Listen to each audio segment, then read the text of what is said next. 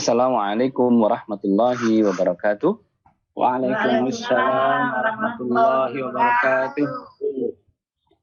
Innal hamdalillah nahmaduhu wa nasta'inuhu wa nastaghfir wa na'udzu billahi min shururi anfusina wa min sayyiati a'malina may yahdihillah fala mudhillalah wa may yudlil fala hadiyalah. Asyhadu an la ilaha illallah wahdahu la syarikalah wa asyhadu anna Muhammadan abduhu wa rasuluhu la nabiyya ba'da. Allahumma salli wa sallim ala sayyidina Muhammadin wa ala alihi wa ashabihi ajma'in, amma ba'du. Faqad qala Allah ta'ala fil Qur'anil Karim, a'udzu billahi minasy syaithanir rajim. Bismillahirrahmanirrahim. Syahrul Ramadan alladzi unzila fihi al-Qur'an hudan lin-nas wa bayyinatin minal huda wal furqan ila akhir ayah. Wa qala Allah ta'ala aidan inna anzalnahu fi lailatul qadr wa ma adraka ma lailatul qadr. Lailatul qadr khairum min alfi syahr. Wa qala Nabi sallallahu alaihi wasallam qad ja'akum Ramadanun taraftu fihi lailatun khairum min alfi syahr. Atau qala Rasulullah sallallahu alaihi wasallam taharraw lailatul qadri fil ashril awakhir min Ramadan. Shadaqallahul azim wa sadaqa Rasulillahil Habibul Karim wa nahnu ala dzalika minasyahidin wasyakirin walhamdulillahi rabbil alamin. Alhamdulillah, jamaah Haraba yang dirahmati oleh Allah Subhanahu wa taala. Kita patut bersyukur kepada Allah Subhanahu wa taala pada hari ini kita bisa dipertemukan kembali meskipun pertemuan masih dalam jaringan, pertemuan secara online. Tapi mudah-mudahan tidak mengurangi nilai dari silaturahim kita. Dan semoga Allah Subhanahu wa taala meridhoi niat kita untuk bersilaturahim dan juga niat kita untuk tetap belajar, tetap menuntut ilmu meskipun jarak tidak menjadi alasan dan meskipun mungkin kita berada di tempat yang berbeda. Kita tetap bersyukur kepada Allah Subhanahu wa taala. Salawat dan salam semoga tercurah limpahkan kepada qudwah kita baginda Nabi Muhammad sallallahu alaihi wasallam yang telah mengantarkan kita semua dari kegelapan jahiliyah menuju cahaya Islam yang terang benderang. Yang berikutnya saya mohon maaf atas keterlambatan saya bergabung di Zoom. Tadi saya sudah menunggu-nunggu sambil dicas HP-nya, ternyata saya terlelap. Tadi semacam. Nah, soalnya tadi habis ada tugas kuliah subuh, terus pas pulang coba tunggu sebentar, ternyata sempat terlelap, tapi alhamdulillah cuman sebentar sih, dan alhamdulillah bisa bergabung kembali dengan Bapak Ibu sekalian. Baik, jamaah yang dirahmati Allah Subhanahu wa taala, ketahuilah bahwa Allah Subhanahu wa taala rindu kepada 4 orang atau 4 golongan manusia. Sebagaimana yang dijelaskan di dalam sabda Rasulullah sallallahu alaihi wasallam. Maka kita berharap semoga kita termasuk orang-orang yang sangat dirindukan oleh surganya Allah Subhanahu wa taala. Di mana pada satu saat kita akan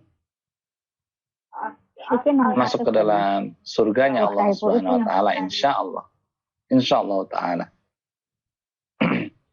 Dalam sebuah hadisnya Rasulullah SAW mengatakan, al-jannatu mustaqatu arba'ina. Ya, bahwa surga itu rindu kepada empat kelompok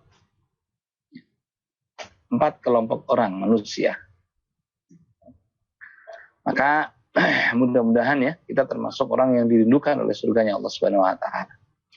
Siapakah 4 orang yang dirindukan oleh surganya Allah Subhanahu wa taala itu?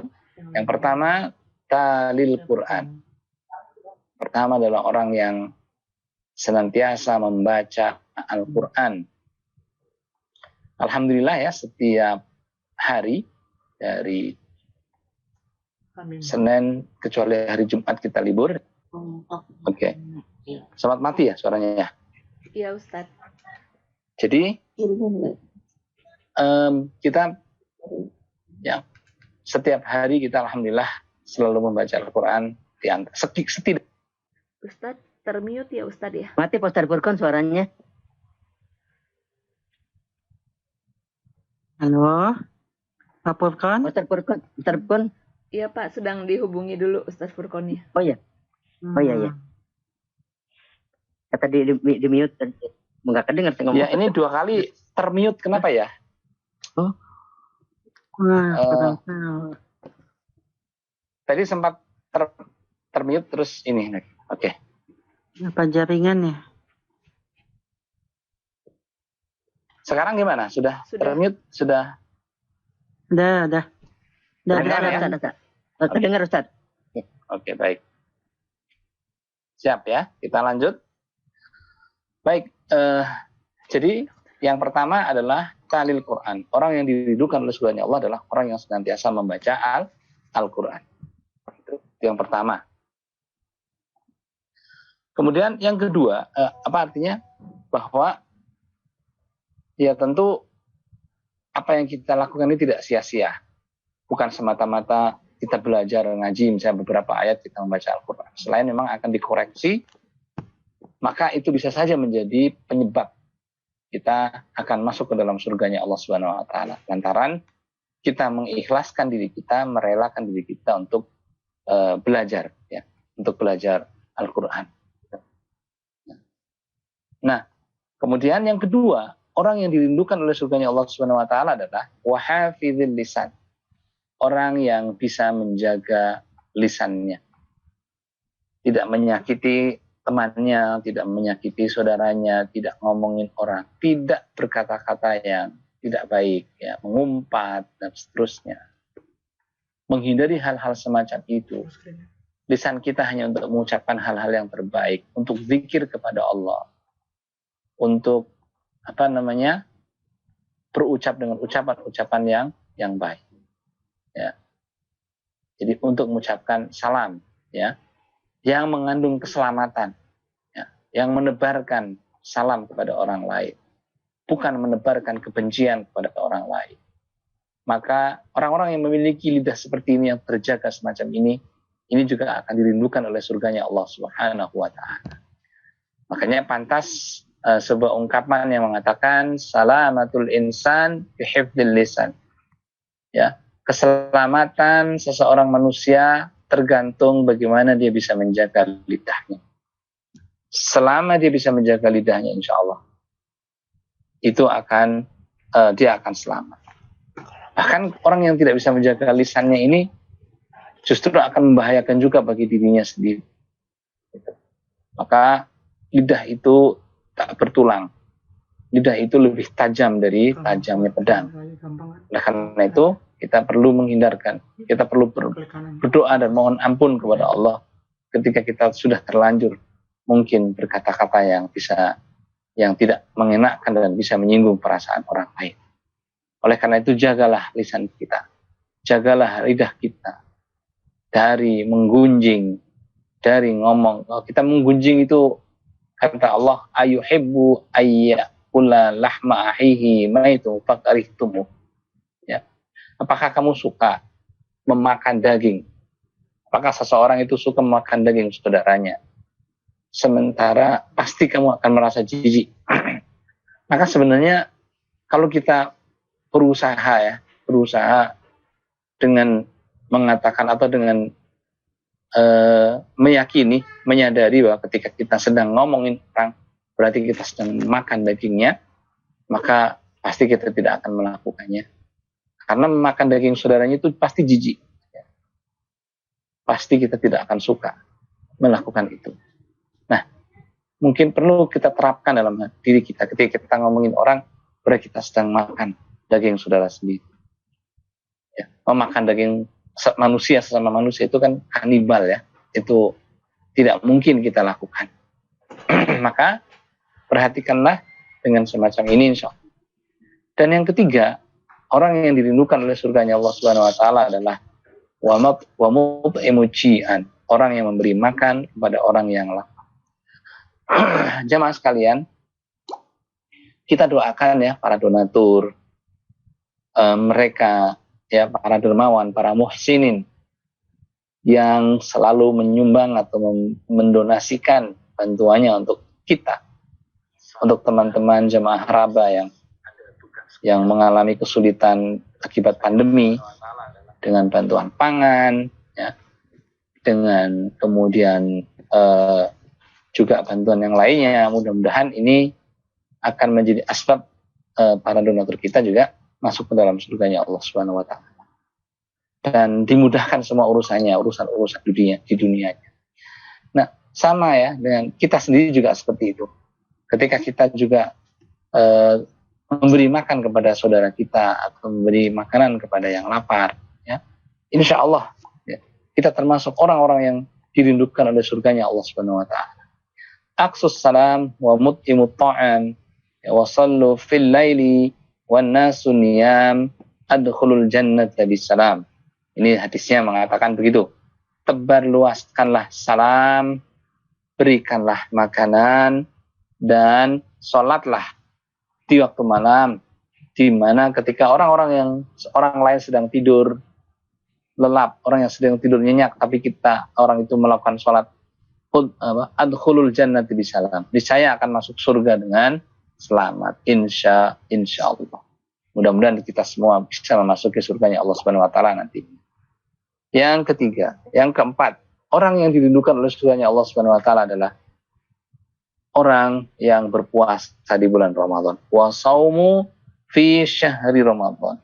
Tadi yang pertama adalah talil Quran, yang kedua adalah wa hafizil lisan, yang ketiga adalah wa mut'imul ji'an, yang keempat adalah wa saumu fi syahri Ramadan. Ya, orang yang berpuasa di bulan Ramadan. Yaitu insya Allah kita sudah memasuki hari ke-20 di bulan Ramadan ini, maka hendaklah kita tetap semangat untuk meraih kerinduan surganya Allah Subhanahu wa taala kepada diri kita.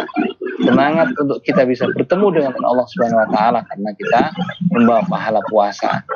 Maka kegembiraan orang-orang berpuasa, kebahagiaan orang-orang berpuasa itu bukan sekedar karena kita mendapatkan banyak rezeki di bulan Ramadan, ya kan? Banyak bantuan, banyak sembako yang kita terima, ya. Mungkin ya beberapa kali lah kita menerima sembako. Bukan semata-mata itu kegembiraan kita di bulan Ramadan. Kebahagiaan yang tiada taranya di bulan Ramadan adalah kebahagiaan bahwa kita memperoleh janji kepada Allah bahwa kita akan dipertemukan dengan Allah Subhanahu wa taala. Dan bahkan kita juga merasakan kebahagiaan yang lain.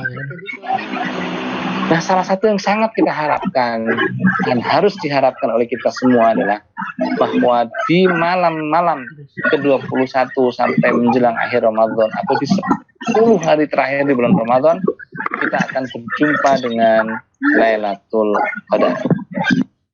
Kita akan menjumpai atau di malam itu, dari malam ke-21 atau di 10 hari terakhir Ramadan itu adalah kita akan bertemu dengan Lailatul Qadar.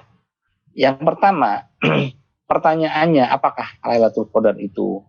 Apa yang kita ketahui dengan Lailatul Qadar? Maka itu dijelaskan oleh Allah Subhanahu wa taala di dalam Quran, ya. Surat Al-Qadar yang tadi sudah dibacakan oleh Pak Ujang, ya. Yaitu ayatnya berbunyi, inna anzalnahu fi lailatul qadar. Sesungguhnya kami telah menurunkannya Al-Quran pada malam kemuliaan. Jadi Lailatul Qadar itu bisa diterjemahkan dengan malam kemuliaan. Wa ma adraka ma Lailatul Qadar. Dan tahukah kamu apakah malam kemuliaan itu, ataukah apakah Lailatul Qadar itu? Pertanyaan ini dijawab oleh Allah Subhanahu wa taala dalam ayat berikutnya. Lailatul Qadri khairum min alfi syahr. Lailatul Qadar itu ya nilainya lebih baik daripada 1000 bulan. Kemudian penjelasan lebih detail lagi di dalamnya, di situ dikatakan tanazzalul malaikatu warruhu fiha bi'izni rabbihim min kulli amr. Turunlah pada malam itu para malaikat ya, para malaikat atau malaikat dan juga turun juga malaikat Jibril dengan izin Tuhan mereka atau Tuhannya untuk mengatur segala urusan ya, min kulli amr, segala urusan ya. Salamun hiya hatta matla'il fajr. Pada malam itu ya penuh dengan kesejahteraan sampai terbit fajar. Nah, jamaah yang dirahmati oleh Allah Subhanahu wa taala, di dalam ayat ini jelas menjelaskan tentang nilai bobot daripada Lailatul Qadar itu adalah lebih baik daripada 1000 bulan. Di sini disebutkan khairum min alfi syahr. Bukan sawaun min alfi syahr. Bukan sama, setara. Bukan. Tidak disebutkan setara dengan 1000 bulan. Tapi lebih baik daripada ibadah yang dilakukan selama 1000 bulan. Kalau sama saja, kalau setara saja, itu sudah merupakan keberuntungan buat kita. Apalagi disebutkan lebih baik. Ya. Lebih baik, melebihi, melampaui. Ya, melampaui batasan amal yang dilakukan selama 1000 bulan. Ukurannya 1000 bulan sendiri adalah 83 tahun lebih 4 bulan. Itu 1000 bulan. Ya. 1000 bulan itu 83 tahun lebih 4 bulan. Kalau 1008 bulan itu baru 84 tahun. Tapi ini yang dikatakan di Al-Quran itu khairun, lebih baik, lebih melampaui, melebihi. Bukan sama, bukan setara dengan itu. Tapi melebihi dari itu semua. Nah, jadi malam Lailatul Qadar itu adalah malam yang lebih baik daripada 1000 bulan.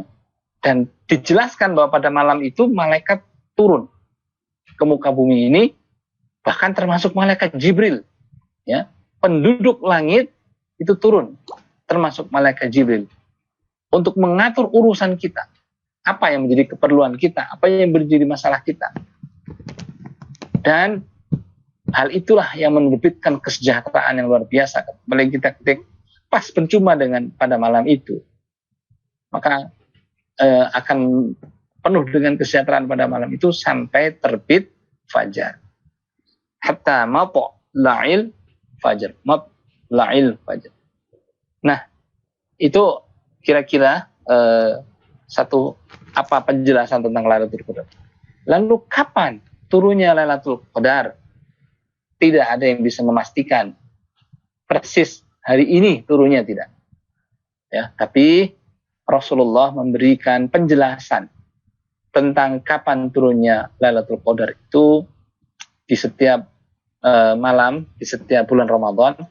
Itu dijelaskan turunnya adalah pada 10 hari terakhir di bulan Ramadan. Ya, pada 10 hari terakhir di bulan Ramadan. Yaitu pada malam ke-21 dan seterusnya. Ya, pada malam ke-21 dan seterusnya. Di antara malam-malam yang 10 malam yang terakhir itu, ya, bisa dipastikan salah satunya itu adalah malam atau disebut dengan Lailatul Qadar. Hal ini sebagaimana yang dijelaskan oleh sabda Rasulullah SAW ya, dalam sebuah hadis yang saya temukan di kitab Riyadhus Shalihin, di mana Rasulullah mengatakan, bersabda, taharrau Lailatul Qadri fil asril awakhir min Ramadan. Ya. Ya. Raihlah, dapatkanlah, ya, atau kejarlah Lailatul Qadar pada 10 hari terakhir di malam-malam 10 hari terakhir di bulan Ramadan.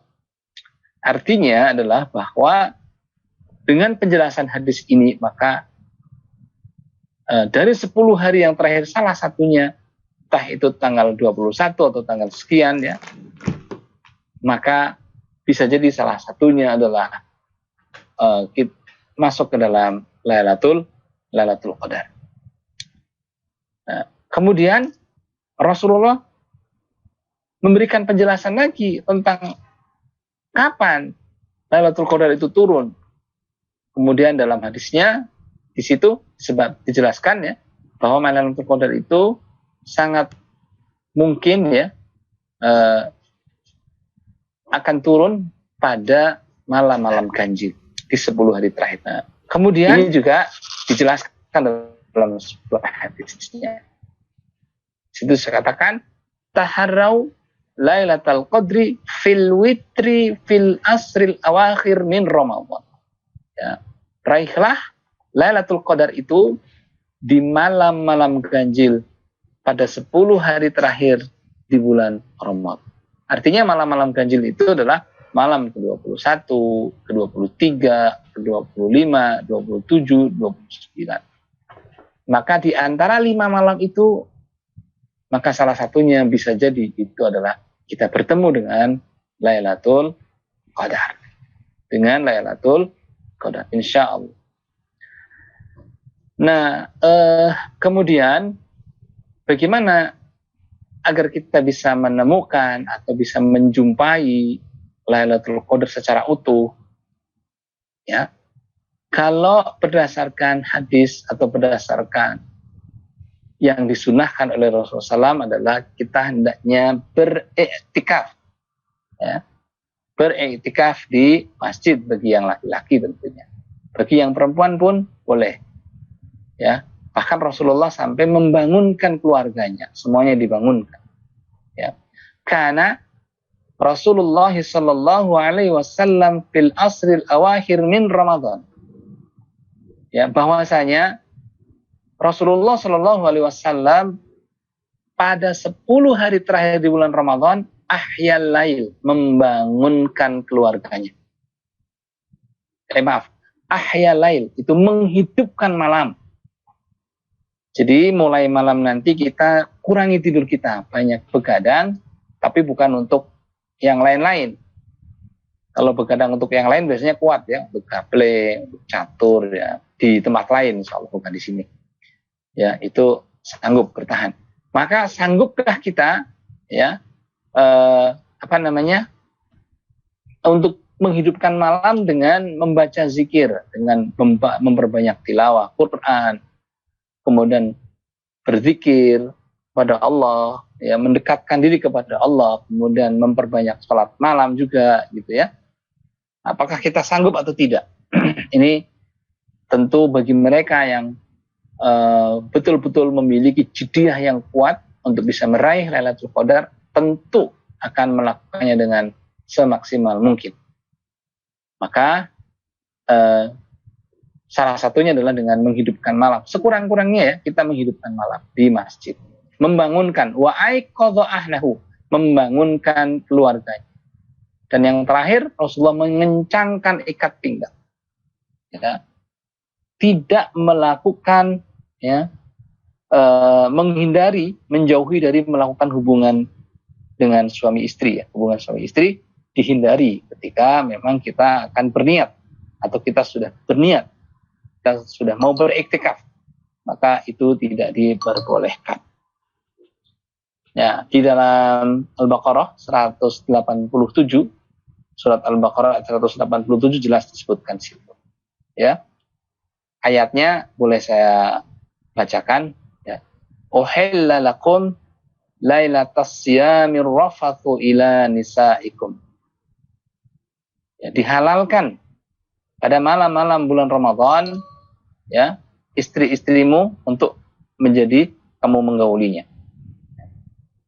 Kenapa? Hunna libasul lakum wa antum libasul lahun. Dia adalah pakaian bagimu dan kamu adalah pakaian bagi.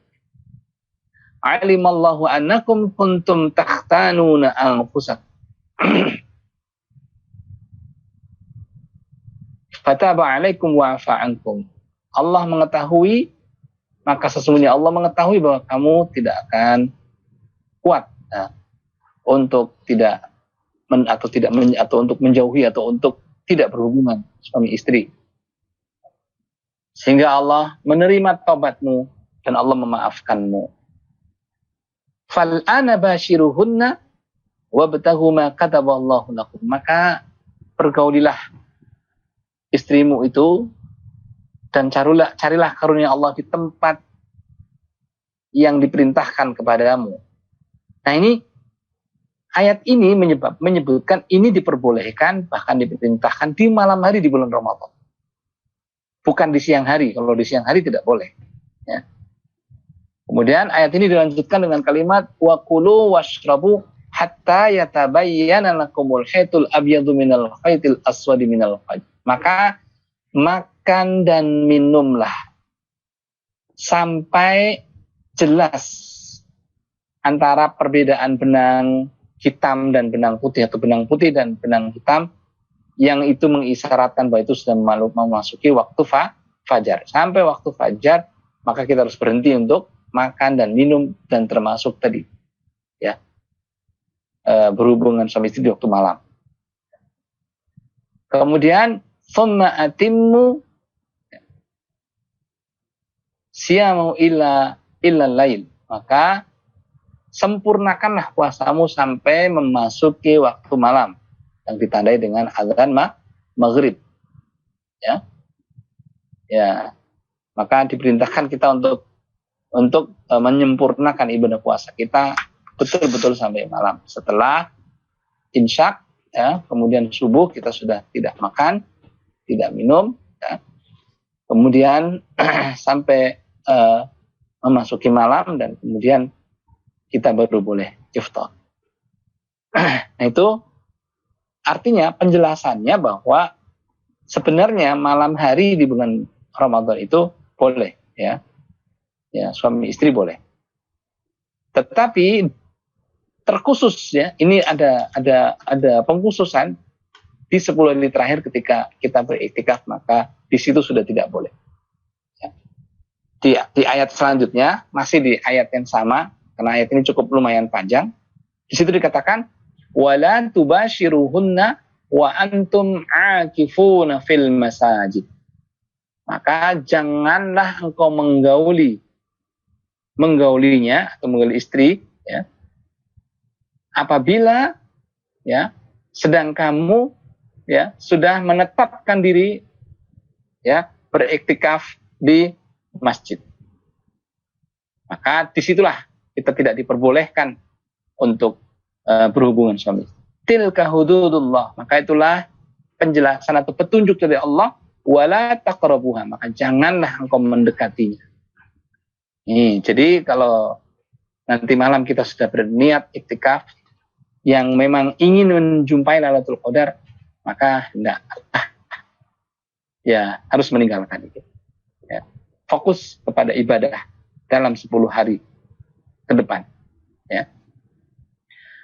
Kalau Rasulullah SAW sendiri yang disunahkan, yang dicontohkan sepanjang Ramadan, ya, itu, ya, sepanjang mulai ditemukan atau jelas Lailatul Qadar dan kemudian perintah iktikaf, maka beliau melakukan iktikaf itu dari masuk ke dalam masjid, berniat iktikaf itu dari mulai maghrib malam ke-21, dan tidak keluar ke masjid, tidak keluar dari masjid, bahkan sampai menyisir rambutnya itu Aisyah yang melakukannya itu dengan melalui jendela masjid. Ya. Aisyah di rumahnya kemudian menyisir rambut Rasulullah, dan Aisyah Rasulullah tidak keluar dari masjid. Dan memang seharusnya ketika kita beriktikaf, ketika kita sudah berniat iktikaf, maka ya sudah, kita tetaplah di situ sampai malam Id, ya, malam besoknya akan Id, itu Rasulullah baru keluar dari masjid. Itu kalau memang full, utuh. Dan kalau kita melakukan itu, udah pasti kita akan ketemu dengan Lailatul Qadar. Dan itulah yang dicontohkan oleh Rasulullah Sallallahu Alaihi Wasallam. Nah, bagaimana dengan kita? Tentu kita masih banyak urusan dunia, urusan macam-macam, sehingga agak sulit untuk beriktikaf. Sepanjang itu, tentu manfaatkanlah di waktu malam itu untuk kita beriktikaf. Dan berharap semoga kita mendapatkan Lailatul Qadar pada malam tersebut.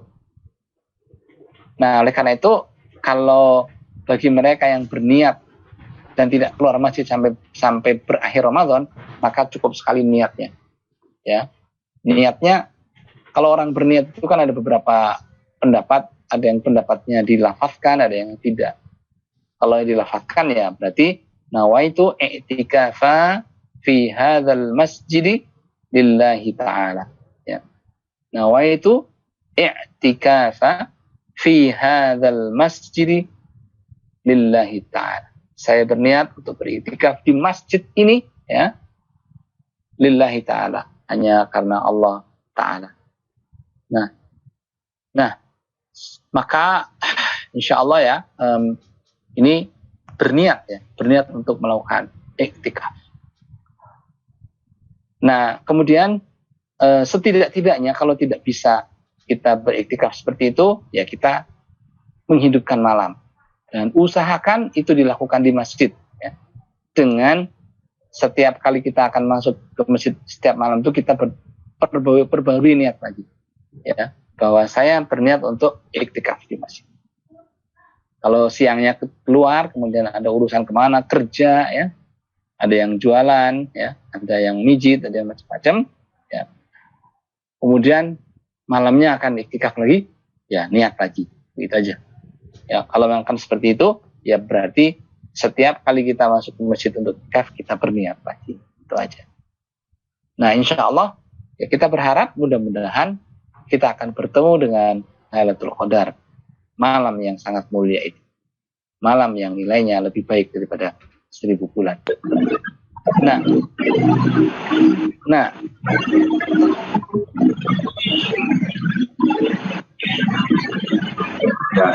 jadi itu, jadi itulah ya, malam kemuliaan atau malam Lailatul Qadar kita raih dengan kita melakukan iktikaf atau setidak-tidaknya menghidupkan malam. Lalu amalan-amalan apa yang bisa kita lakukan pada saat kita beriktikaf? Ya, terutama di malam-malam hari, ya, terutama untuk menyongsong, ya, kehadiran atau turunnya Lailatul Qadar. Secara umum, ketika kita beriktikaf di masjid, kita tentu tilawah Quran kita perbanyak. Kita perbanyak tilawah Quran, membaca Al-Quran, kemudian kita juga perbanyak untuk berzikir, berdoa kepada Allah. Kesempatan yang baik, ya, kesempatan yang sangat baik kita bisa dekat-dekat dengan Allah, maka mintalah kepada Allah. Jadi hikmahnya bukan semata-mata kita bertemu dengan Lailatul Qadar saja, tapi kita punya kesempatan baik, kesempatan yang langka untuk bisa berdekat-dekat dengan Allah. Karena masjid itu kan disebut dengan Baitullah, rumah Allah. Ya. Tentu ketika kita duduk, walaupun mungkin pada saat itu belum turun Lailatul Qadar, tapi kita memiliki kesempatan yang sangat baik untuk berdekat-dekat dengan Allah dan kita bisa meminta apa yang menjadi hajat kita, kesulitan kita, segala macam persoalan yang kita hadapi bisa kita mintakan kepada Allah Subhanahu wa Ta'ala dalam beriktikaf. Nah, kemudian yang selanjutnya, selain kita berzikir, selain kita tilawah Quran, kemudian yang lain juga kita memperbanyak sholat malam, ya, sholat qiyamul lail, ya, sholat qiyamul lail itu kita juga lakukan sebagai salah satu aktivitas di dalam kita melakukan iktikaf. Nah, yang berikutnya adalah seperti yang ditanyakan oleh Syaidati Aisyah radhiyallahu anha. Beliau bertanya, ya Rasulullah, ayun amalu fi Lailatul Qadar. Ya Rasulullah, apakah amal, doa, ucapan yang bisa kita lakukan, yang bisa kita ucapkan, lafazkan pada menyongsong datangnya Lailatul Qadar? Maka Rasulullah menjawab, qala Allahumma innaka afuwun. Ya, katakanlah, qul Allahumma innaka afuwun tuhibbul afwa fa'fu anni. Ya, Allahumma, ya Allah, innaka afuwun, sesungguhnya engkau maha pemaaf. Tuhibbul afwa, suka memaafkan, mencintai orang yang suka memaafkan. Fa'fu anni, maka maafkanlah aku. Allahumma innaka afuwun tuhibbul afwa fa'fu anni. Ini diperbanyak membaca doa ini. Ya. Perbanyaklah membaca doa semacam ini. Nah, itu adalah hal-hal yang bisa kita lakukan sebagai apa, termasuk bagian dari kiat, ya. Kiat atau bagaimana upaya agar kita bisa meraih Lailatul Qadar sebagaimana yang dilakukan, ya. Maka kalau kita mencontoh kepada Rasulullah itu di 10 hari terakhir itu justru sedekahnya lebih banyak. Sedekahnya lebih giat, lebih gencar. Dalam kita bersedekah di 10 hari terakhir itu lebih kuat, ya, dibandingkan dengan di luar. Di Ramadan secara umum Rasulullah lebih gencar dalam bersedekah dibandingkan dengan di luar Ramadan. Nah, dari Ramadan itu 10 hari terakhir Ramadan Rasulullah lebih gencar lagi dalam memberikan sedekah. Nah, maka tentu ini sebuah kemurahan, ya, rahmat dari Allah Subhanahu Wa Taala. Kita bisa beramal semalam yang kita lakukan amalan itu, tapi kita bisa mendapatkan nilai amalan yang melebihi dari 1000 bulan, ya, melebihi dari 1000 bulan. Itu adalah sebuah rahmat yang luar biasa, kasih sayang Allah yang Allah anugerahkan kepada kita, dan kita harus memanfaatkan kasih sayang Allah itu dengan sebaik-baik. Karena rata-rata umur umat Nabi, kata Nabi, umri ummati, ya, baina sittina wa sab'in. Rata-rata umur umatku yaitu antara 60 sampai 70 tahun. Itu umur yang ideal. 60 sampai 70 tahun. Itu rata-rata umur umatku, kata Nabi. Ada yang umurnya di bawah 60 sudah dipanggil oleh Allah Subhanahu wa taala. Ada banyak. Dari mulai teman kita maupun orang-orang kenal kita maupun artis maupun kalangan mana saja, ya, itu ada yang sudah dipanggil oleh Allah dalam usia yang di bawah usia, mungkin bahkan usia 40 tahun 46 tahun, ya.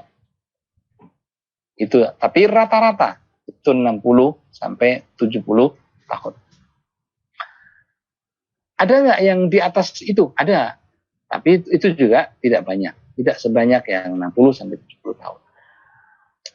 Itu kalau kita merujuk kepada sabda Rasulullah SAW, itu ya udah, ya ideal, usia ideal kita ya segitu. Di bawah naik sedikit, misalnya 75, 76, ada yang masuk 78. Ya, tapi batasannya, patokannya ya 70. 60 atau 70. Bukan kalimat ini untuk menggambarkan berkisar, ya. Bukan kemudian pasti 70 atau 60. Rata-rata, ya. Kisarannya seperti itu. Maka tentu kita semua, ya, karena kita tidak mengetahui usia kita akan sampai di mana, ya tentu seharusnya kita memanfaatkan momentum itu, ya, momentum kehadiran Lailatul Qadar, turunnya Lailatul Qadar dengan sebaik-baiknya agar kita bisa meraihnya, agar kita bisa mendapatkan Lailatul Qadar dengan baik. Ya, bayangkan, ya, ketika kita beribadah atau kita berinfak pada malam hari itu 50.000 misalnya, maka akan mendapatkan nilai infak kita, ya, seakan-akan kita berinfak lebih dari 1000 bulan lah. Setiap hari terus dihitung 1000 bulan, lebih, bahkan lebih dari 1000 bulan. Kalau 1000 bulan itu kira-kira berapa hari, nggak terhitung lah. Ya, itu seakan-akan seperti itu. Nah, disitulah bentuk daripada Rahman Rahimnya. Ya, kasih sayang Allah yang Allah anugerahkan kepada kita, yang seharusnya tidak boleh kita sia-siakan. Kita manfaatkan dengan sebaik-baiknya. Dan yang terpenting adalah dalam kita beriktikaf kepada Allah, kita melewati hari-hari yang sangat baik untuk diijabahnya doa. Ya, melewati hari-hari baik untuk doa-doa kita diijabah oleh Allah Subhanahu wa taala. Meskipun mungkin pada malam itu belum Lailatul Qadar atau bukan pas Lailatul Qadar. Tapi sekurang-kurangnya kita bertemu dengan sepertiga malam terakhir di bulan Ramadan, dan bertemunya ada di masjid. Dan ketika kita bertahanus di masjid, berdiam diri di masjid, taqarrub ilallah, maka disitulah sesungguhnya dekatnya kita dengan Allah Subhanahu wa taala. Dan tentu kita akan memanfaatkannya dengan sebaik-baik. Nah, saya kira gambaran ya, ulasan tentang Lailatul Qadar sudah saya sampaikan ya. Dan bagaimana meraihnya tentu sudah saya berikan contohnya, dan yang dicontohkan oleh Rasulullah. Rasulullah betul-betul tidak mau ketinggalan, tidak momentum ya. Momentum malam 10 hari terakhir itu betul-betul dimanfaatkan, tidak mau ketinggalan. Dan contohkan Rasulullah, padahal Rasulullah itu adalah orang yang maksum, orang yang sudah dijamin diampuni dosanya, tapi Rasulullah tetap tidak mau ketinggalan. Nah, ini memberikan contoh buat kita semua, sehingga kita semua bisa melewati 10 hari terakhir di bulan Ramadan itu untuk tetap aktif di masjid. Di Jakarta ini banyak, ada beberapa masjid ya yang juga membuka ya untuk iktikaf. Ya, mungkin ada juga yang paket tinggal, artinya menetap selama 10 hari. Ada yang hanya paket per malam aja. Ya, itu insya Allah ya ada beberapa. Meskipun ya dalam situasi pandemi ini mungkin kita bisa harus mengatur jarak, tetap berusaha menjaga, dan prokesnya harus diperhatikan. Ya, prokesnya harus diperhatikan tentu. Tapi ya wallah alam, ketika memang kita tidak memungkinkan untuk masjid, insya Allah di malam hari kita bisa menghidupkan malam dalam situasi yang sangat darurat. Sepanjang di rumahnya tidak ada gambar-gambar hidup, ya. Di rumahnya tidak ada gambar-gambar hidup yang dipajang, oleh karena itu sekiranya memang terpaksa harus di rumah, ya, terutama buat ibu-ibu, usahakan di rumah tidak ada gambar hidup. Gambar itu gambar orang, gambar manusia, atau gambar apa gitu ya. Nah, itu hindari seperti itu. Ini saja mungkin yang bisa saya sampaikan ya. Apabila ada hal yang kurang berkenan, mohon dimaafkan.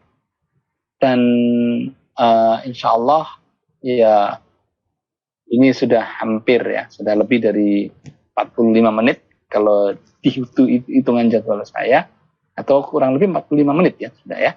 Sudah 45 menit, bahkan 55 menit, karena tadi saya masuk sekitar jam 9.20, sekarang 7 menit lagi berarti 10.20, berarti sudah kurang lebih 1 jam, sedikit lagi.